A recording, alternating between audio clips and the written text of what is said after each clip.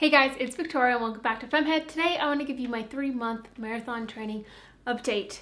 I did a 2-month update last month, but a lot of things have changed in the past month. Now that I've gotten up into the higher distances, things change and things change quickly. And so I've just kind of made a list of things that I want to share with you. Things I've realized, things I've learned, things have changed. I guess the biggest change that I should mention is I was going to do a marathon in France while we were over there, because that's just the marathon that worked out at the time that I was looking for marathons. But then actually I decided not to do that one, and I'm doing one 3 weeks later in Madison, Wisconsin, which I'm very, very excited about because that is going to be 3 more weeks of training and family and friends can come watch if they want to. And I think some family is going to come watch. It will be really nice to have that support there. Okay, so in no particular order, I'm just gonna kind of go through the list I have. And the first thing is, on these longer runs, my knees and my ankles get inflamed, which is pretty common from what I hear. The only thing is, I've been told by a couple people to take ibuprofen before my runs, and then that will help. And I'm just not a big fan of like ibuprofen, Aleve, Advil, Tylenol, those sort of things. I just don't like taking them. And so while my knees will be a bit inflamed after I run, I'll ice them and then by the next morning they're fine. But one thing I've found while I'm actually running is changing my pace up just ever so slightly really kind of helps relieve some of the pain. I don't know if it's just kind of a mind trick, but it's something that I found helps. So if I feel like my knees really hurt, my ankles really hurt, usually just picking up the pace ever so slightly and kind of lifting my legs up a little bit more for a little bit will help relieve the pain, or it just kind of takes it away for a while and helps me get through the rest of my run. Sometimes you do not realize how long the long runs are going to take. You can calculate your average pace times how many miles you need to go, but you do not know what's going to happen out there. And so either give myself more than enough time before I have to go do something, or I'll do it when I don't have anything the afternoon or evening that I have to be to. Because one time I thought I had plenty of time before I had to go pick Michael up from the airport, and I think I was doing like 12 or 14 miles. And then like my legs conked probably like 5 miles till the end. But then I looked at my watch and I had like 45 minutes to get back to my apartment, get in the car and drive to the airport. And I didn't think I was gonna make it.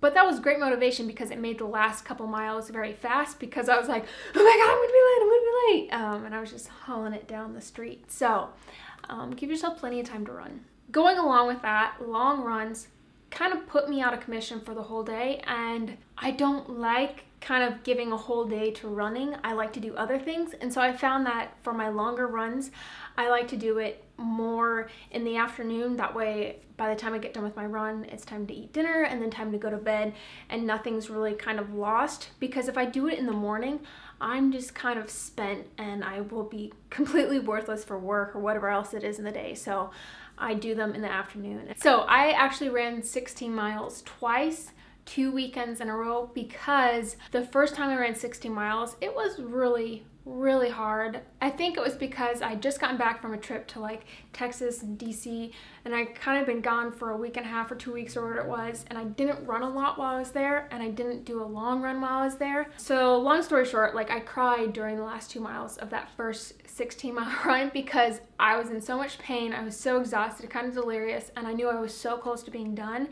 and it actually really helped. The relief of just kind of letting it out propelled me forward. So if you want to cry while you're running, cry, because it feels really good. I think that it is so cool that now where I'm at in training, 6 to 8 miles seems easy. Oh, I'll just, I'm gonna go run 6 to 8 miles over lunch.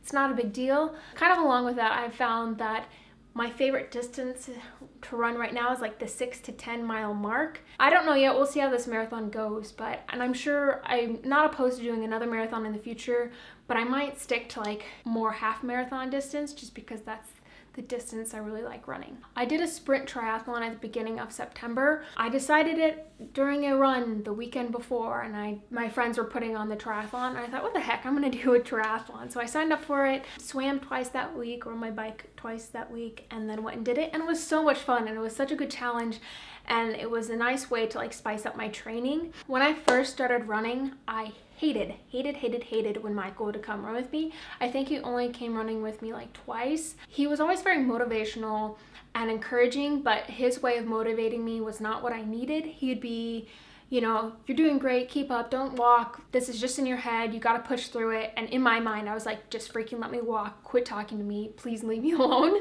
And so when I was still kind of conditioning myself to run, running with people was not a good thing for me. But now, as I'm further into my training, he started to come out and run a couple of miles with me on my long runs just to kind of help break it up. And he comes out and he talks to me and he kind of distracts me from what I'm doing, and I enjoy that a lot more. And so I enjoy when he comes out on my long runs, but I absolutely hated him during runs before.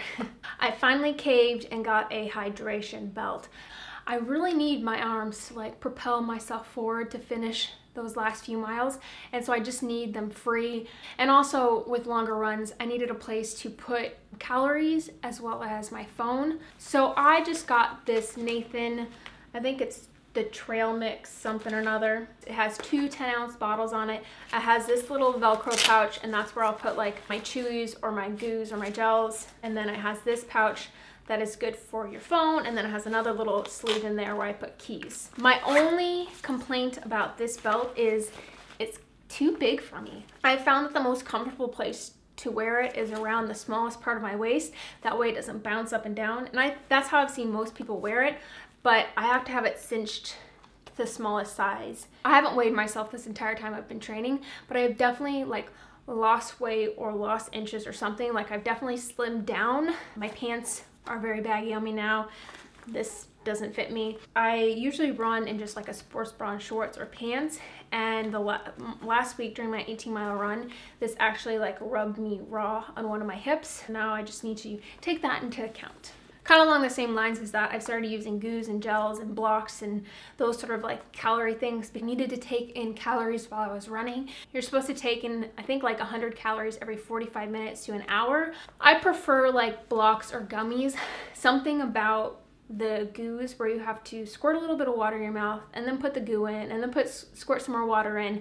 I just can't do that fast enough, and so then I find myself like gasping for air. I still can't run right after eating. I have to give myself at least 3 hours to digest, and especially if I have like a heavier meal or a spicy meal, I have to give myself plenty of time. I really definitely have to plan my meals around what distance I'm running that day. And along the same lines, I still can't run in heat. If it is hot and sunny out, like it is so much harder to run, and it makes a big difference when you're in the shade and there's a breeze, but I have not been conditioned to the heat yet, and thankfully I think my run in Madison is going to be fairly cool. All in all, still going well. It's definitely changed a lot. I definitely enjoyed the training a lot more probably like a month or two in. Once I got past the hump of finally being able to consistently run a few miles. It's a good challenge and I'm glad I'm doing it, but I think I'll stick shorter distances from now. Not to say I won't do another marathon.